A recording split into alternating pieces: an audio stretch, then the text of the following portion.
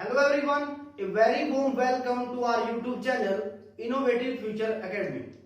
हमने last class के अंदर परम्यूटेशन एंड कॉम्बिनेशन का चैप्टर स्टार्ट किया था और हमने आपको परम्यूटेशन के बारे में, कॉम्बिनेशन के बारे में सब कुछ आपको बता चुका हूं मैं, ठीक है। अभी आज जो एक क्वेश्चन करने जा रहे हैं, एक बहुत ही मोस्ट इंपोर्टेंट क्वेश्चन है और इस एक क्वेश्चन से आपके बहुत सारे कंसेप्ट क्लियर हो जाएंगे परम्यूटेशन कॉम्बिनेशन के।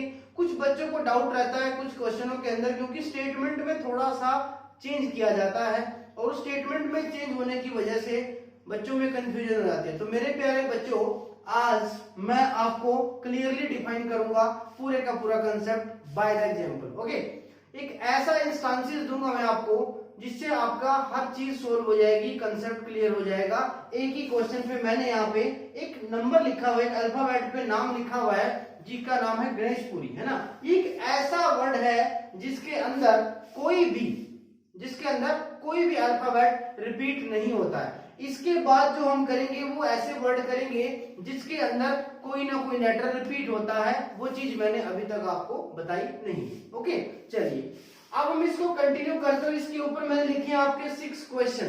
तो 6 क्वेश्चन के बारे में मैंने कुछ बातें तो लास्ट क्लास के अंदर भी डिस्कस की थी, जब हमने एक यहाँ पे असैसिनेशन का एक हमने वर्ड लिखा था। उसके बाद हमने कुछ बातें डिफाइन की थी कि वाउल्स कैसे होते हैं, टुगेदरनेस कैसे होती है, कि कैसे इकट्ठी आएंगी कोई चीजें, है ना, वो सारी चीजें। तो आज हम इसको ना पूरी तरह से कंटिन्यू करते हैं, डिस्कस करते हैं बिल्कुल एक्सप्लेनेशन के साथ। तो चलिए स्टार्ट करते हैं आज की वीडियो। कि वीडियो में क्या करना है, पार्ट 4 कर रहे हैं हम आज परम्यूटेशन एंड कॉम्बिनेशन का। तो वर्ड लिखा हुआ है जी गणेशपुरी। इसके अंदर कुछ आपके पास क्या है, कॉन्सोनेंट है, कुछ आपके पास वाउल्स है, ठीक है। ध्यान से देखिएगा इस क्वेश्चन को और उसके बाद आपके डाउट कुछ क्लियर हो जाएंगे यहाँ से, जिससे आप आपके एग्जाम के अंदर आसानी से कोई भी क्वेश्चन इसका कर सकते हैं। चलिए गणेशपुरी की बात कर रहा हूं। सबसे पहले बोल रहा है क्वेश्चन के अंदर कि कोई भी कंडीशन नहीं है भैया। देखो इसका अरेंजमेंट करते हैं। अरेंजमेंट करना मतलब क्या होता है, परम्यूटेशन होता है ना। कॉम्बिनेशन में तो हम सिलेक्शन करते हैं, लेकिन पहले सिलेक्शन होती है उसके बाद अरेंजमेंट होती है, तभी तो हमारे पास क्या होता है, हमारे पास टोटल परम्यूटेशन बनता है। डन।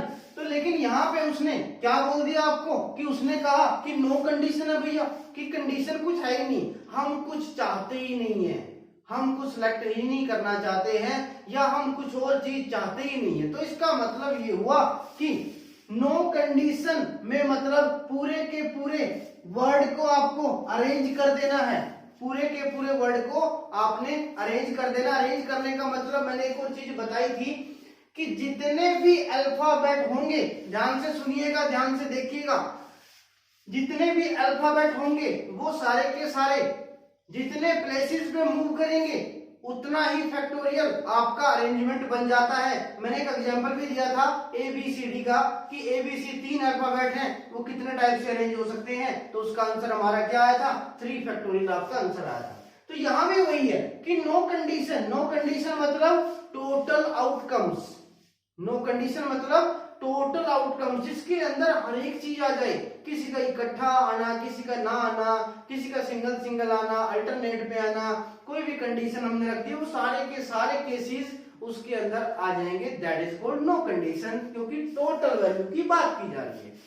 अब नो कंडीशन के अंदर हम पहले काउंट कर लेते हैं इनको, कितने, 1 2 3 4 5 6 7 8 9 10। इसका मतलब मेरे पास टोटल जो अल्फाबेट है वो कितने हैं, 10। तो 10 अल्फाबेट अगर नो कंडीशन है तो मेरा जो आंसर आएगा इस क्वेश्चन का बहुत ही आसान सा आंसर होगा, जिसको लिखूंगा मैं 10 फैक्टोरियल। और 10 फैक्टोरियल आपको पता है क्या होता है, जब इसको आप ओपन करेंगे, इसको सोल्व करेंगे तो आपका आंसर इजीली आ जाएगा ना। चलो क्वेश्चन नंबर 2 पे चलते हैं। देखो जिसको भी कोई डाउट लगता है आप कमेंट सेक्शन में लिख सकते हैं, ताकि मैं आपको कमेंट के अंदर जवाब दे दूं या अगली वीडियो में आपका वो डाउट मैं क्लियर कर सकूं। डन। सेकंड क्वेश्चन पे आते हैं। क्वेश्चन नंबर 2 ये कहता है भैया, कहता है कि जी को फिक्स कर दो भाई फर्स्ट प्लेस पे। अब वही कहानी जो हमने कल पढ़ी थी प्रोबेबिलिटी के केस वाली। प्रोबेबिलिटी के केस में फेवर डिवाइड बाय क्या होता है, टोटल होता है। फेवर डिवाइड बाय क्या होता है, टोटल होता है प्रोबेबिलिटी के केस में। और फेवर मतलब जो हम चाहते हैं, जो हम चाहते हैं वो हम क्या चाहते हैं, हम तो ये चाहते हैं भैया कि जी जो है हमारा पहले स्थान पे फिक्स हो जाए। जी कहीं भी मूव नहीं करेगा, जी पहले ही प्लेस पे रहेगा सिर्फ। ओके, अगर जी पहले प्लेस पे रहेगा तो बाकी का तो कोई कंडीशन नहीं है ना भैया, है ना, समझो बच्चों कि बाकी का तो कोई कंडीशन नहीं है, बाकी का कोई कंडीशन नहीं है, इसका मतलब बाकी के अल्फाबेट तो सारे इंटरचेंज कर सकते हैं। और बचे कितने अल्फाबेट? अल्फाबेट बचेंगे 9, अगर मैं जी को फिक्स कर देता हूं। जी तो सिर्फ एक ही प्लेस पे जाएगा, इसका मतलब जी अगर एक प्लेस पे जाएगा तो 1 फैक्टोरियल मैं उसको लिख सकता हूं, और 1 फैक्टोरियल का मतलब क्या होता है? 1 होता है। डन। उसके बाद जो 9 आपके पास अल्फाबेट हैं, वो 9 अल्फाबेट 9 प्लेसेस पे मूवमेंट करेंगे। तो इसका जो आंसर आएगा, क्वेश्चन का आंसर मेरा क्या बन जाएगा? इसका आंसर आएगा भैया 9 फैक्टोरियल। सिंबल ये भी होता है फैक्टोरियल का, मैंने आपको बता दिया था ना पहले, ठीक है, ध्यान रखना इस चीज का। ओके, उसके बाद क्वेश्चन नंबर 3, कल की बात रिपीट करते हैं भैया, है ना। कल हमने जो किया था लास्ट क्लास के अंदर, हमने कहा था कि ऑल वाउल कम टुगेदर। हमने कहानी सुनाई थी आप लोगों को, याद कीजिए उस कहानी को कि क्या कहानी सुनाई थी कि 5 दोस्त हैं, एक शादी में जाते हैं, जहां भी जाते हैं इकट्ठे जाते हैं, तो हम क्यों उनको अलग अलग कार्ड देंगे? अगर इन्विटेशन का कार्ड देना है तो हम सिर्फ उनको एक ही कार्ड देंगे, उनको एक ही कार्ड का इन्विटेशन जाएगा, क्योंकि हमें तो पता है वो सारे 5 के 5 इकट्ठे आएंगे, 5 होंगे, 4 होंगे। जिनको बाउंड करना है, मैं ये कहना चाह रहा हूं, जिनको बाउंड करना है वो कॉन्सोनेंट हो, वाउल्स हो, मैन हो, वुमेन हो, बॉयज गर्ल्स, कुछ भी हो, क्वेश्चन के अंदर जो आपको गिवन होगा उसी चीज को आप बाउंड करेंगे। गेटिंग माय पॉइंट और नॉट, है ना। तो वाउल कम टुगेदर, इसका मतलब सारे वाउल इकट्ठे आने चाहिए जहां पे भी आएंगे, लेकिन आपस में आगे पीछे हो सकते हैं। जब वो कहीं एंट्री ले रहे हैं, इकट्ठे आ रहे हैं, तो वो आगे पीछे आ सकते हैं, लेकिन ये नहीं है कि 4 आ जाएंगे, 1 आएंगे, नो, ऐसा नहीं होगा। मतलब सारे इकट्ठे आएंगे, चाहे वो वाउल की बात करें, चाहे कॉन्सोनेंट की बात करें, बॉयज हो, मैन हो, वुमेन हो, वो सारी चीजें। यहां से एक इंपॉर्टेंट कंसेप्ट मैं आपको समझाने जाऊंगा आज, आपको समझ में आएगा कि डिफरेंस क्या होता है दो क्वेश्चनों के बीच में, जब लिटिल सा चेंज कर दिया जाता है एग्जाम के अंदर आपको। डन। चलो, ऑल वाउल कम टुगेदर का मतलब है सबको इकट्ठे कर दो। अब इसके बाद मुझे सबसे पहले तो वाउल को काउंट करना पड़ेगा इसके अंदर। मैंने वाउल को काउंट किया, क्या है? ए, ई, उसके बाद यू, उसके बाद आई, ये मेरे पास क्या है? 4 मेरे पास क्या है? वाउल्स है।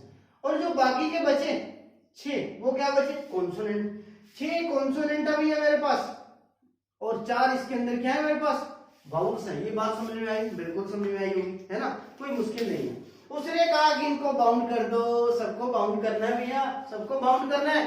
सबको बाउंड करेंगे तो इसका मतलब इनके पास एक ही कार्ड जाएगा, एक कार्ड इनका जाएगा, और 6 कॉन्सोनेंट है इनके पास, तो अलग अलग कार्ड जाएगा, क्योंकि ये कहीं भी आ सकते हैं, इकल्ले आ सकते हैं, 2-2 आ सकते हैं, 3-3 आ सकते हैं, इनकी मर्जी। तो सबको हमें अलग अलग कार्ड देना पड़ेगा। तो 6 को हमने कार्ड दे दिया 6, और एक इसको कार्ड दे दिया, इसका मतलब 7 सॉरी, अगर हमने कार्ड दे दिया तो इसका मतलब 7, तो 7 कार्ड हमारे जाएंगे, तो 7 कार्ड आगे पीछे भी तो दे सकते हैं हम। तो इसका मतलब, तो इसका आंसर बनेगा वो 7 फैक्टोरियल बनेगा कि नहीं बनेगा? नहीं जी, अभी थोड़ा इनकम्प्लीट है क्वेश्चन। अभी सिर्फ जो 7 फैक्टोरियल आया ना, वो क्या लिया हमने? वो तो सिर्फ इन सब की फॉर्मेशन ली है कि जब ये आएंगे साथ में क्या रहेगा, लेकिन ये 4 जहां भी आएंगे, ये चारों के 4 इकट्ठे आएंगे, लेकिन ये आगे पीछे तो हो सकते हैं, अपनी पोजीशन को तो इंटरचेंज कर ही सकते हैं, नहीं ना? कर सकते हैं। डन। तो इंटरचेंज करेंगे तो कितनी पोजीशन पे? 4 फैक्टोरियल पे। तो answer is 4 factorial. Answer is 4 factorial. ये मेरा क्या हो जाएगा भैया? आंसर हो जाएगा क्वेश्चन नंबर 3 का। याद रखना, मैं यहां लिख रहा हूं 7 फैक्टोरियल, और उसके बाद लिख दिया मैंने 4 फैक्टोरियल। डन। चलो, उसके बाद क्वेश्चन नंबर 4 पे चलता हूं। उसने कहा कि all vowel note come together, very easy. मैंने कल बताया था कि किसी का होना और किसी का ना होना क्या कहलाता है? टोटल 100% माना जाता है, या फिर 1 माना जाता है ना? या तो कोई होगा, मैंने कहा था कि 40% अगर चांसेस है बारिश होने के, तो आप लोग क्या बोलेंगे कि सर आज 60% चांस है कि बारिश नहीं होगी, क्योंकि आप सबको किसी के होने को और किसी के ना होने को कितना अज्यूम करते हैं बच्चों? 100% आप अज्यूम करते हैं उनको। तो all vowel not come together, इसका मतलब या तो वाउल इकट्ठे आएंगे या फिर वाउल इकट्ठे नहीं आएंगे। 2 ही केस हो सकते हैं, या तो वाउल इकट्ठे आएंगे और या वाउल इकट्ठे नहीं आएंगे, तो 2 ही केस हो सकते हैं। समझ में आई बात? तो दो केसेस में से एक हमने निकाल लिया कि वाउल कम टुगेदर, और नो कंडीशन में मैंने पहले ही बता दिया कि नो कंडीशन में वो केसेस आएंगे जिसमें सारी कंडीशन अप्लाई होगी, सारे के सारे टोटल नंबर ऑफ आउटकम्स जितने होंगे वो सारे बनेंगे।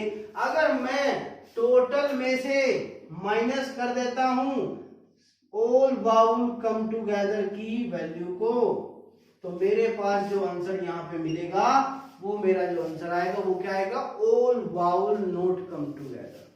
समझ में आई बात? बिल्कुल समझ में आएगी, ठीक है। ऑल कम टुगेदर, अगर इसको मैं नो कंडीशन में से माइनस कर दूं तो all vowel not come together बन जाएगा, मेरा आंसर बन जाएगा, ठीक है भाई। ओके, क्वेश्चन नंबर 5 पे चलते हैं भैया, कि क्वेश्चन नंबर 5 क्या कह रहा है हमारा, 4 हो गए, 5 पे जाते हैं। तो इसका आंसर लिख देता हूं मैं यहाँ पे, मैंने लिखा कि 10 फैक्टोरियल माइनस में 7 फैक्टोरियल और 4 फैक्टोरियल, ये लिख दिया। तो ये इसका आंसर हो जाएगा, आप लोग नोट करते रहना। इसके बेसिस पे जितने भी क्वेश्चन होंगे आप लगा के देखेंगे तो आपके सारे के सारे आंसर बिल्कुल सही आएंगे। ओके, चलो, make 5 letter word in which 3 consonant and 2 vowel, एक 5 लेटर का वर्ड बनाना है। अभी क्या करना पड़ेगा, लेकिन मेरे पास तो टोटल 10 है, उसमें वाउल्स भी हैं, उसमें कॉन्सोनेंट भी हैं, तो इसका मतलब उनमें से 5 को अभी सिलेक्ट करना पड़ेगा। सिलेक्ट करने के लिए क्या लगाते हैं हम, कॉम्बिनेशन लगाएंगे। सिलेक्ट करने के लिए कॉम्बिनेशन, तो कितने में से कितने को चुनना है, सिर्फ 5 चुनने हैं मुझे, 5 आउट ऑफ 10 में से 5 को सिलेक्ट करना है। बट अगर मैं सिर्फ सीधा लिख देता हूं कि ये 10C5 होगा, 10 में से 5 को चुन लिया ना। बट ऐसे केसेस में क्या पता ये 5 सारे कॉन्सोनेंट आ जाए, क्या पता ये 4 वाउल आ जाए, एक कॉन्सोनेंट आ जाए, कुछ नेसेसिटी थोड़ी है। लेकिन कंडीशन तो ये है ना कि 3 कॉन्सोनेंट होने चाहिए और 2 वाउल्स होने चाहिए। 3 कॉन्सोनेंट होने चाहिए और 2 वाउल्स होने चाहिए। तो इसका मतलब ये वाली चीज मेरी बिल्कुल गलत है। कंडीशन के अकॉर्डिंग मुझे सिलेक्ट करना पड़ेगा। उसको कितना आएगा कि कॉन्सोनेंट मुझे 3 चाहिए, इसका मतलब अगर मैं 6C3 लिखता हूं तो इसका मतलब क्या हुआ कि 6 में से 3 कॉन्सोनेंट को मैंने सेलेक्ट कर लिया। वाउल्स कितने चाहिए, 2, तो वाउल्स मुझे 2 चाहिए, तो इसका मतलब 4 में से 2 मुझे वाउल्स चाहिए। अब किसी की पोजीशन ना कहीं भी फिक्स नहीं है, किसी की पोजीशन कहीं भी फिक्स नहीं है, मतलब 3 और 2 लिखा हुआ है तो 3 फैक्टोरियल लिखना है, 2 फैक्टोरियल, नो, ऐसा नहीं। 5 के 5 वर्ड है, कुछ नहीं कह रहा कि पहले आने चाहिए कि बाद में आने चाहिए। 5 के 5 वर्ड ना पांचों प्लेसेस पे रोटेशन देंगे, और रोटेशन देंगे तो इसका मतलब 5 फैक्टोरियल। तो this is the answer of A question. बात को समझ पाए? थोड़ा सा अगर डाउट भी लगे तो दोबारा से कमेंट सेक्शन में आप कर सकते हैं मुझे कमेंट, उसके बाद I will clear your doubt. Done? चलिए जी, अब आते हैं मोस्ट इंपोर्टेंट क्वेश्चन नंबर 6। बहुत ही इंपोर्टेंट क्वेश्चन है, देखेंगे तो आप। No two vowel come together, यहां लिखा है all vowel not come together. Difference क्या है इन दोनों में? इन दोनों की सेंस ना बिल्कुल अलग अलग बनती है बच्चों। इन दोनों की सेंस क्या बनती है? बिल्कुल अलग अलग बनती है। देखो, अलग अलग का मतलब ये कह रहा हूं मैं, इसमें उसने बोला कि सारे वाउल इकट्ठे नहीं आने चाहिए, इसका मतलब सारे कितने थे? 4। चारों की 4 इकट्ठे नहीं आने चाहिए, बट 3 तो आ सकते हैं, इसका मतलब वहां तो ये भी सेंस निकल रही है। 2 इकट्ठे आ सकते हैं, ये भी सेंस निकल रही है ना। बट अगर अभी मैं 6th क्वेश्चन की बात करूं, उसने कहा कि no two vowels come together, कोई भी 2 वाउल्स इकट्ठे नहीं आने चाहिए, 2 ही वाउल्स इकट्ठे नहीं आने चाहिए। तो अगर 2 ही इकट्ठे नहीं आए तो 3 कहां से आएंगे, 4 कहां से आएंगे? इसका मतलब ये हुआ कि सारे के सारे वाउल्स सिंगल सिंगल आएंगे, सिंगल सिंगल आएंगे, कभी भी इकट्ठा नहीं होंगे। इस क्वेश्चन का ये आंसर है ना। अब इस क्वेश्चन का आंसर कैसे करें? दिक्कत यहाँ आती है ना। अब ये भी नहीं कर सकते कि टोटल में से मैं वो माइनस कर दूं, वो माइनस कर दूं, ऐसा हो सकता है?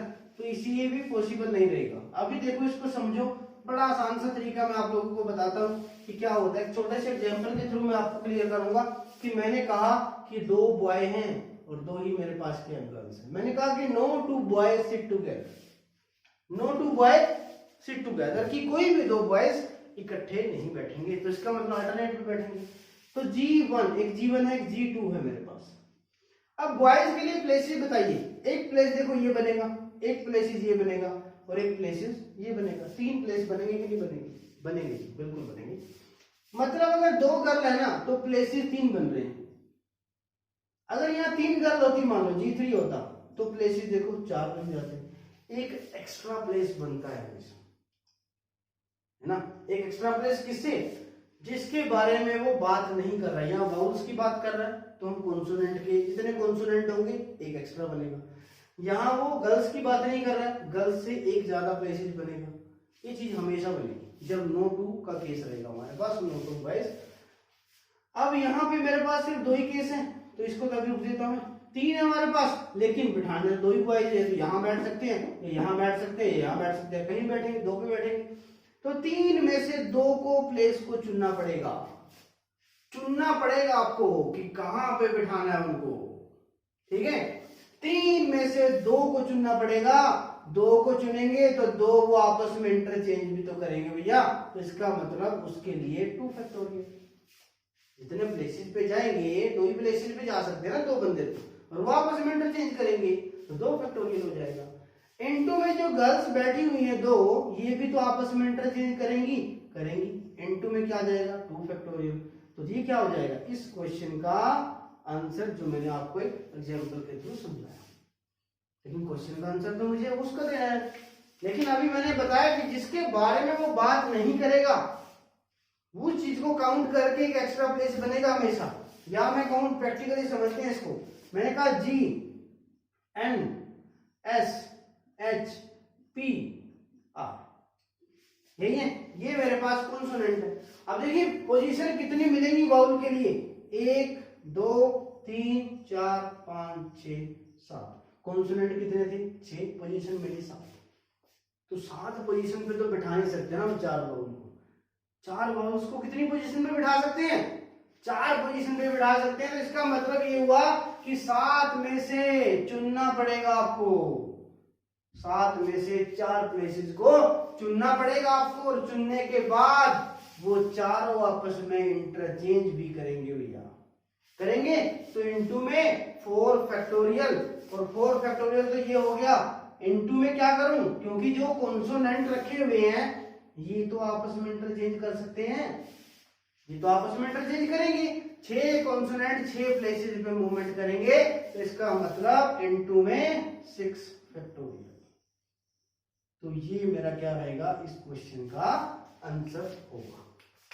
Getting my point? बहुत इंपॉर्टेंट सा कंसेप्ट है। यहाँ कुछ भी लिखा है, no two vowel, no two consonant, no two number, no two man, women, boys, girl, कुछ भी आएगा तो आप इसको ऐसे टैकल करोगे। लेकिन इस केस में इस केस में बहुत डिफरेंस है, ये याद रखना। ठीक है, तो इस एक आपके वर्ड से काफी कुछ आपका क्लियर करवा दिया मैंने, बता दिया आपको अलग अलग। अब मैं आपको कोई भी वैल्यू दे दूंगा। मैंने आपको एक वर्ड दे दिया SOCIETY, ओके, ये आपको दे दिया मैंने एक वर्ड।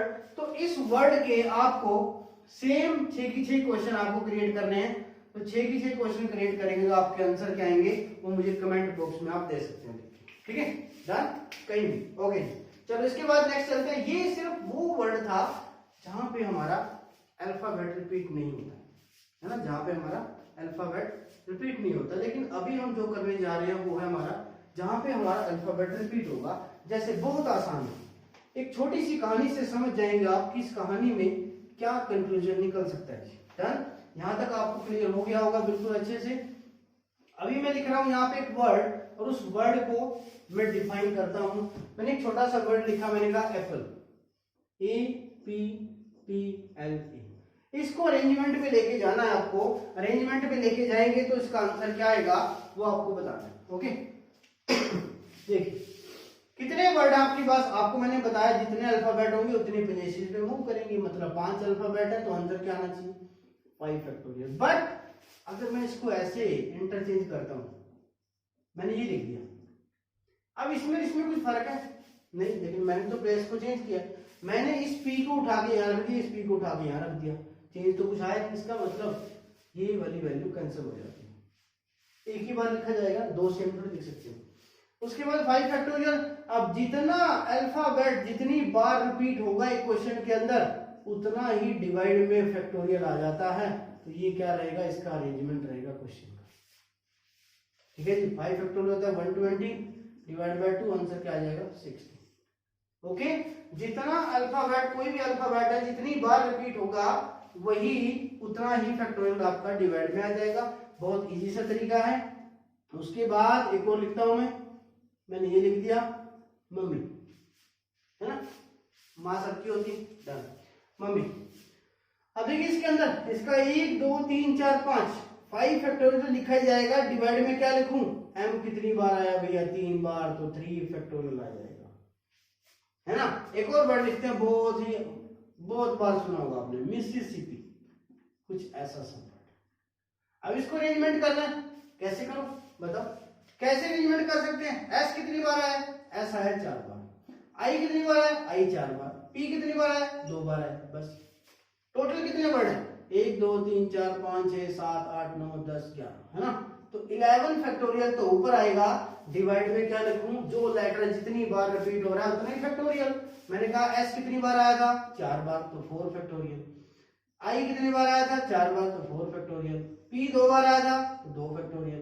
तो ये क्या हो जाएगा, मेरा इस क्वेश्चन का आंसर हो जाएगा, इसकी अरेंजमेंट हो जाएगी। गेटिंग माय पॉइंट और नॉट गेटिंग ना, गुड। अब इसके बाद एक और कहानी, छोटी सी कहानी को मैं सोल्व करने की कोशिश करूंगा, समझाने की कोशिश करूंगा आपको। एक छोटा सा वर्ड लिख रहा हूं मैं, एसएससी। ये मैंने एक वर्ड लिखा, दिख रहा सबको, एसएससी वर्ड लिखा। इसके अंदर कुछ लेटर रिपीटिशन में है, कुछ लेटर नहीं है। तो इसका मतलब ये हुआ, मैंने कहा इसके अंदर no two S come together, कोई भी एस इकट्ठा नहीं आना चाहिए, मतलब 6 क्वेश्चन की तरह इसको मैंने ट्रीट किया। तो इसका क्वेश्चन का आंसर आप कैसे करेंगे, देखिए टोटल मैंने कहा एस इकट्ठा नहीं आना चाहिए, मैंने कहा जिसके बारे में वो बात नहीं करेगा उससे एक ज्यादा हमेशा क्या बनेगा, पोजीशन बनेगी। तो इसका मतलब ये हुआ, दूसरे कितने गिनो, 1 2 3 4, तो पोजीशन कितनी बनेगी, 5। 5 में से चुनना पड़ेगा आपको, कितनी पोजीशन को, 4 पोजीशन को चुनना पड़ेगा। 5 में से 4 पोजीशन चुननी पड़ेगी, और उन 4 पोजीशन पे चारों एस 4 फैक्टोरियल मूवमेंट देंगे, लेकिन चारों ही एस हैं। जब वो एस अपने एस के साथ चेंज करेगा तो क्या कुछ फर्क पड़ेगा, नहीं पड़ेगा। तो डिवाइड बाय 4 फैक्टोरियल, क्योंकि जो लेटर जितनी बार रिपीट होता है उतनी बार हम उसको डिवाइड बाय फैक्टोरियल लिखते हैं। अब उसके बाद देखिए टोटल वर्ड कितने बचे, ए आई और एन, मतलब 4 लेटर हैं, ये 4 प्लेसेस में मूवमेंट करेंगे, लेकिन डिवाइड में ए 2 बार आया हुआ है, तो डिवाइड में क्या आ जाएगा, 2 फैक्टोरियल। तो ये मेरा क्या होगा इस क्वेश्चन का आंसर, वेरी वेरी इंपॉर्टेंट, लगा के इसको स्टार लगा के लिख देना, ठीक है।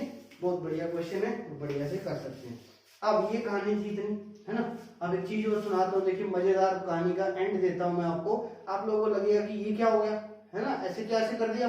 अब ऐसे करते हैं, अगर गणेशपुरी क्वेश्चन की बात करता हूं पहले कि 6 क्वेश्चन हमने लिखे थे, हमने 6 क्वेश्चन लिखे थे, तो इन 5 क्वेश्चन के आंसर जो भी आए थे, इनके डिवाइड में अगर मैं ये लिख देता हूं नो कंडीशन, तो ये सारे केसेस मेरे क्या बन जाते हैं, प्रोबेबिलिटी बन जाते हैं। यही तो है फेवर, जो मैं चाहता हूं, फेवर के डिवाइड में टोटल लिख दिया तो मेरी क्या होगी, प्रोबेबिलिटी ऑफ इवेंट। यही तो प्रोबेबिलिटी है। इससे नेक्स्ट चैप्टर जो हम करेंगे इसके अंदर वो प्रोबेबिलिटी का ही करेंगे, बड़ा मजेदार तरीके से करेंगे, हर एक चीज को बताएंगे आप लोगों को कि कैसे कैसे कौन सी चीज को कैसे टैकल करना होता है ना।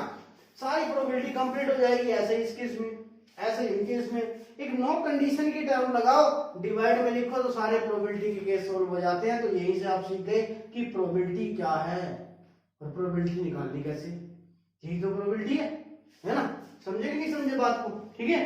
तो ये आपका रहेगा वर्ड के ऊपर, और ये सेम लेटर जब आएगा तब ऐसा केस बनेगा कि जितनी बार कोई अल्फाबेट रिपीट होगा उतना ही डिवाइड में उतना ही फैक्टोरियल लिख दिया जाएगा। डन।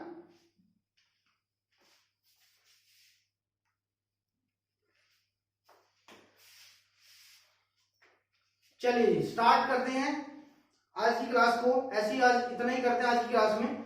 आज की क्लास के लिए हमने आपको बता दी चीज, एक इसका नेक्स्ट पार्ट करेंगे हम। उस नेक्स्ट पार्ट के अंदर आपको स्ट्रेट लाइन, सर्कुलर अरेंजमेंट, ये सारी चीजें डिफाइन करेंगे। उसके बाद इस चैप्टर को हम दी एंड करेंगे और इसके बाद जो चैप्टर आएगा हमारा वो प्रोबेबिलिटी का चैप्टर होगा, जिसको हम परम्यूटेशन कॉम्बिनेशन के जैसे समझेंगे। ऐसे ही कई पार्ट बनाएंगे, बिल्कुल खोल के डिफाइन करके आपको हर एक कंसेप्ट को समझाएंगे। तब तक के लिए देखते रहिए हमारे YouTube चैनल को इनोवेटिव फ्यूचर एकेडमी, और हमारी वीडियो को जितना आप शेयर करेंगे उतना ही लोगों को बेनिफिट होगा, आपके बच्चों को बेनिफिट होगा, आपके दोस्तों को, जितने भी देखेंगे। आई होप अगर हम किसी न किसी की उम्मीदों को जिंदा कर पाए तो हम सोचेंगे कि हमारा छोटा सा प्रयास ये हमारा जो था वो सफल हो गया, और आप लोगों को कुछ ना कुछ चीजें हम सिखा रहे हैं, समझा रहे हैं। तो अगर आप समझ जाते हैं तो हमारा जो प्रयास है वो सफल हो जाएगा। तब तक के लिए thank you to all of you. जय हिंद, जय भारत।